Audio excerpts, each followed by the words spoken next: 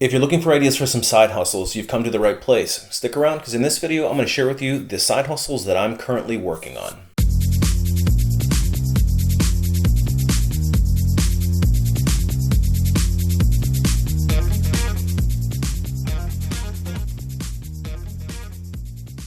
Hey everybody, it's Brian from A Life After Layoff, and today I want to talk to you about one of my favorite subjects, side hustles. So I posted a recent video talking about the importance of side hustles and why I think that you should do them. If you are somebody that's on the fence about side hustles or the idea of multiple streams of income, I do encourage you to check that video out. I will leave a link for it. And I also published a recent poll on my YouTube channel about what you guys wanted to see more of. And one of them being careers advice, one being interviewing and hiring tips. And one of the categories was actually multiple streams of income, or how to build multiple streams or start a side hustle. And I was actually pretty surprised by the results. A majority of people actually said that they were interested in learning more about this concept of multiple streams of income and how they can start getting involved. And the reason why I started A Life After Layoff was really to address the fundamental issue of people being in a situation or in a work situation where they're either just not satisfied with what they're doing, or trying to help them better themselves so that they're never in a situation where they would have to face a layoff or an uncertainty in their income. Now, my background as a recruiter and an HR professional really lends itself to sharing deep and intimate knowledge about hiring processes and all of these concepts about how to make yourself more desirable to employers.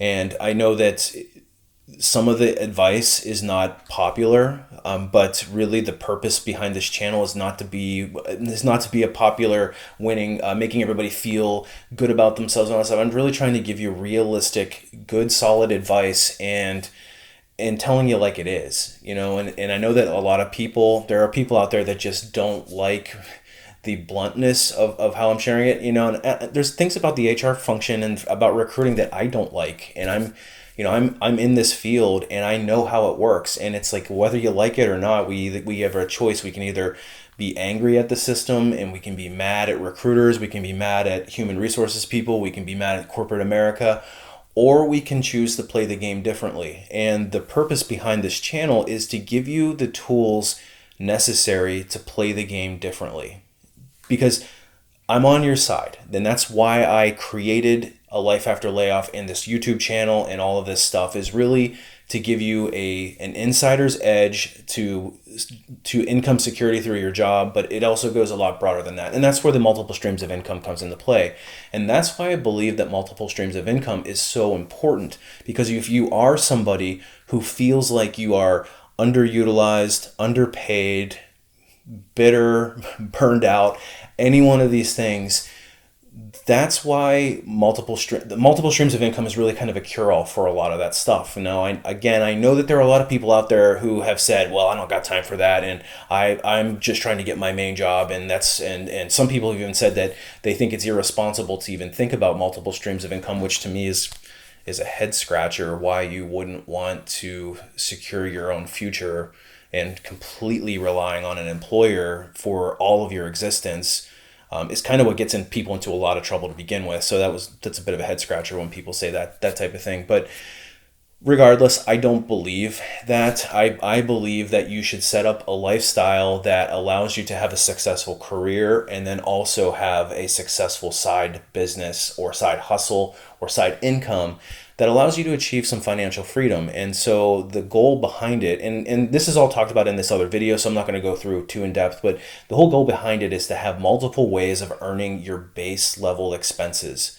So if you've got a certain amount of, say your expenses are $5,000, you should have at least two different ways that you can earn $5,000 in order to pay for your monthly expenses. That way, if one of those income sources goes away, you're not solely reliant on government handouts, the unemployment, stimulus checks, all of these kinds of things. You've got another way of earning your income, and then it actually frees you up to be more selective and have a more powerful career path, because now you're not in a position where you have to be desperate and take that first job that comes along. I hear people make those comments. Well, I'll just take the first job that comes along. I can't afford to be picky.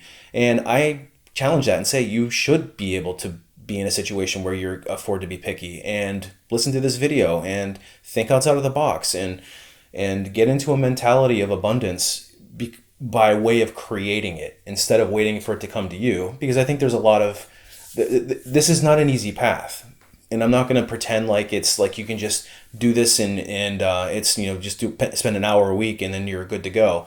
It does take a concerted effort, and it does take you purposely making a decision to change your lifestyle, to change your life, really, because this is really designed to give you the freedom to finally live the kind of life that you want to live. Now, I'm not trying to get all like kumbaya and hokey pokey on this whole thing, but I really do believe that if you focus on both your career and your career skills and the multiple streams of income at the same time, it could really be a life changer for you. So I am somebody that practices what I preach. I had a lot of people asking me like, hey, what do you do for your side incomes? And so I actually wanted to review some of the things that I have done or am currently doing for my side hustles and just kind of break down what exactly they are. But if you kind of get an idea of how I approach things and the types of things that I'm involved with, then maybe in your own life you can kind of start to look and say, okay, some of these things are actually reasonable to do. I do want to stress the importance of finding something that you're passionate about and being able to turn that into a monetizable, whether it's a business or some sort of an avenue in order to create a money stream. Okay, so the first major pillar that I've got is pretty obvious. It is my Life After Layoff website. So I've got a website called A Life After Layoff. I started it last year. As I record this, I started it last year after I experienced the layoff myself. So I went through a very unexpected COVID-related layoff. Was not anticipating that happening, and literally the next day I woke up. I felt sorry for myself and was upset and angry. Went through the whole stages of grief. And then the next day I woke up and I said, you know what? I am not going to feel sorry for myself. I've got enough skill. I've got enough knowledge that I never want to experience this again. And I also want to share with other people, because there was a lot of people going through, and there still are a lot of people going through unemployment events that were not their fault, especially related to COVID. If you are somebody that got laid off due to COVID, I'm sure that you can sympathize with me. And in fact, if you go into my LinkedIn, you know that I am an advocate for the employee, and especially folks who got caught up in layoff situations and disruptions that were not their fault. So it's something I'm very passionate about.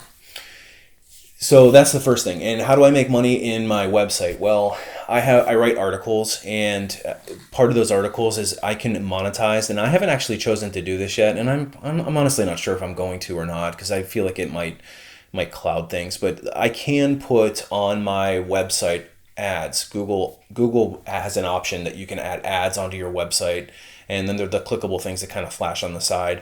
I just don't want my brand to be associated with that, so I probably won't do that. I can't say never, but I probably won't do that. But that is one way that you can earn income, is having a website or a blog, and then having ads basically that people can click on, and you get paid a commission based on people clicking on it.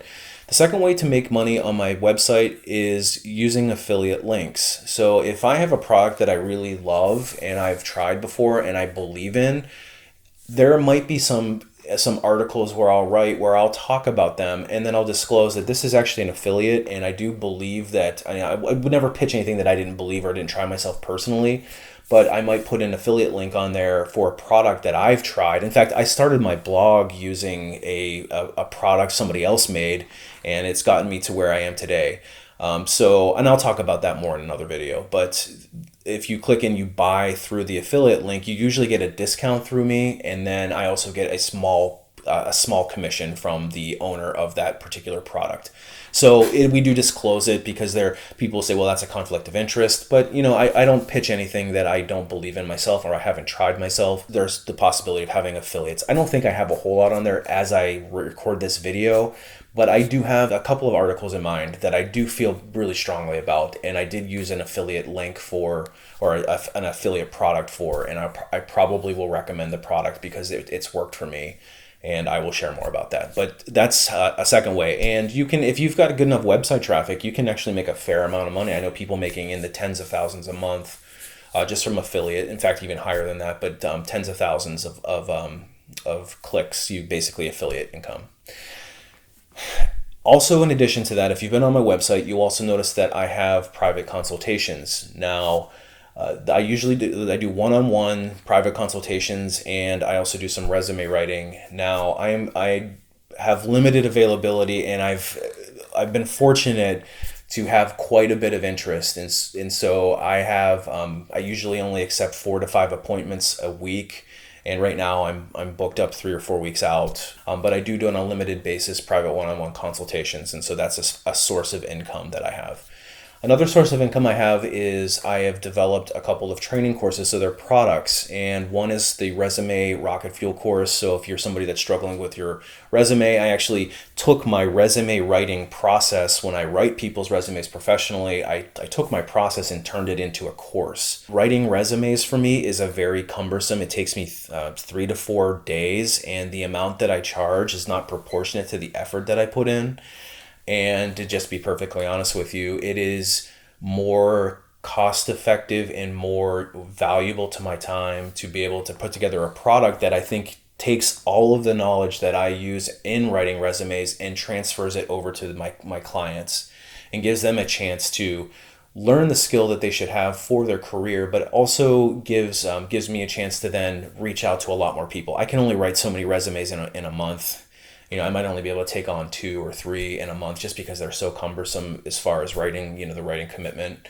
Whereas with my course, I can sell hundreds of them, and it's sharing the same knowledge. And so that's why I created that. I also have another course that I created called the Ultimate Layoff, or I should say it's the Ultimate Job Seeker Bootcamp. I originally called it the Ultimate Layoff Bootcamp, but I've actually rebranded it to the Ultimate Job Seeker Bootcamp because it's just a very robust. It's basically taking all of my knowledge as a recruiter and putting it into a training class on how to get a job, how recruiters look at you, how hiring managers look at you, all the different steps of the hiring process. It's all in one place. And if you are looking for a complete A to Z behind the scenes, if you get Resume Rocketfuel and you get the Ultimate Job Seeker Bootcamp, there's a bundle that you basically will have all the tools necessary to get through a major companies' hiring processes. So those are the 2 courses that I have. I have plans for a LinkedIn course right now that I'm developing. It's going to take me a little while. Who knows, maybe by the time you actually watch this video, it'll be up, but I'm actively working on developing that. And then I've got plans for a few other courses and products down the line, but I'm not quite ready to disclose those yet. So that would be my blog, and that's that's one pillar of income that I have. In addition to it, you're actually watching me on my YouTube channel. The reason why I created it, I didn't even think about income coming in from YouTube, to be perfectly honest with you. I was just using it to establish authority in my space, and then also to build trust, because I felt like nobody would buy my products if they didn't know who I was, if I was just some name, just a picture on a website.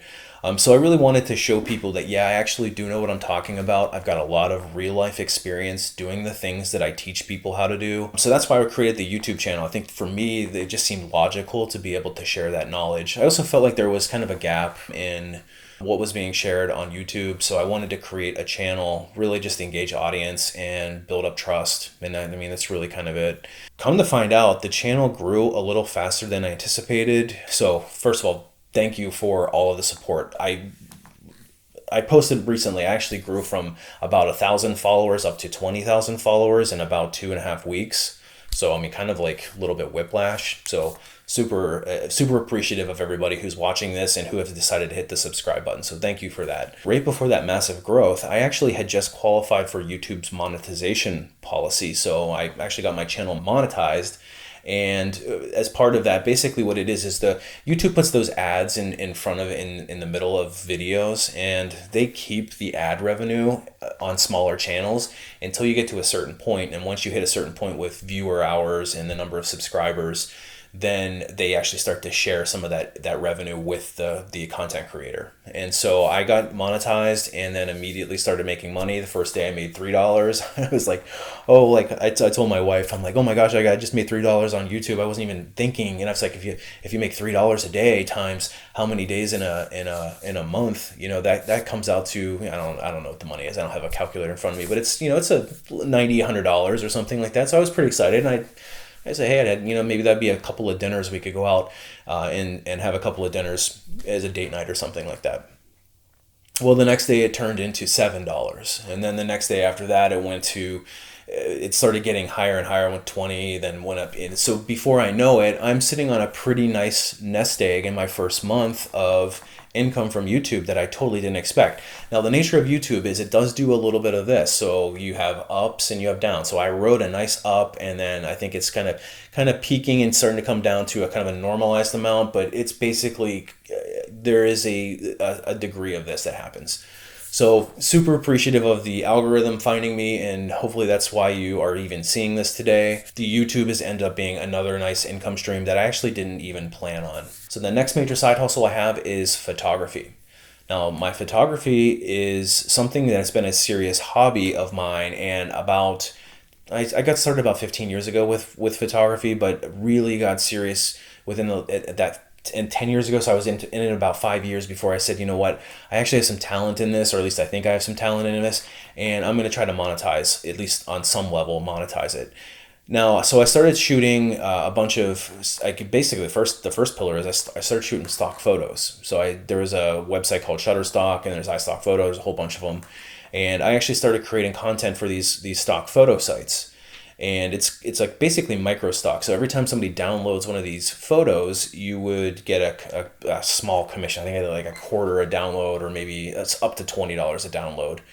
And so I created this portfolio way back in the day, back like over 10 years ago, and put it out there.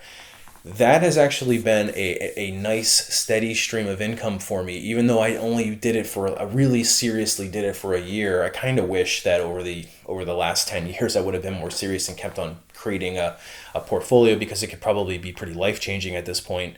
But I have made enough from my stock photo portfolio. I could probably buy a car with the amount of money that I made. And in fact, I just actually got a note from Shutterstock that I have another payout pending that I just got to go in and accept. I got to update some tax info. But the point is that there's actually a lot of opportunities there. So if you're looking for residual income and you're good with a camera, go off and shoot stock and put it up on on a portfolio site, and you'll earn residual income. And if you already have a camera, it doesn't cost you anything. You just have to learn how to shoot for stock because it's a certain style.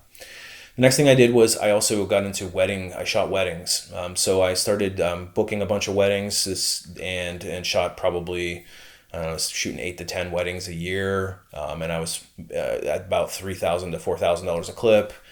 So that was if I could get one. My goal was to try to get one a month in order to really kind of just boost my income. So that became a nice side income. Weddings are tough because they're very, very time consuming. The wedding itself is easy. I shouldn't say it's easy. It's a long day, but that's only part of it. Now it takes weeks, and then you've got shoot engagement sessions and all that stuff. So it's not the easiest path to go down to make the money, but it can be lucrative if you have the energy for it, I guess you could say. The next major thing that I got involved with was commercial photography, and specifically broken into two pillars. One would be headshots. So I started shooting commercial headshots for major clients. I would go into like companies like Grubhub and a few other major companies, and I would just shoot their entire executive team's headshots, just one after another. And so that was pretty lucrative. I would shoot headshots all day long because those are very lucrative to do. And it was easy, and once you got the re-edits done, it wasn't nearly, I probably made more at headshots than I did weddings, and I probably, if I would go back into doing it, I'd really maybe just focus on just doing headshots going forward. So that's another one. The other major one that I got involved with was commercial photography. So I would go off to on location to client sites or photo shoots alongside of other teams, and then we would basically do ad campaigns and things like that. So I did a whole bunch of that stuff, and that's probably, out of all of my photography stuff, the commercial stuff is by far my favorite. That's the stuff that makes me the most passionate. I also did a little bit of side work on some family photos and doing like some sports teams, which can actually be really lucrative too. You can make $2,000 or $3,000 in a sitting if you set it up correctly. If you can shoot a sports team, just could do the individual shots. That can be very lucrative.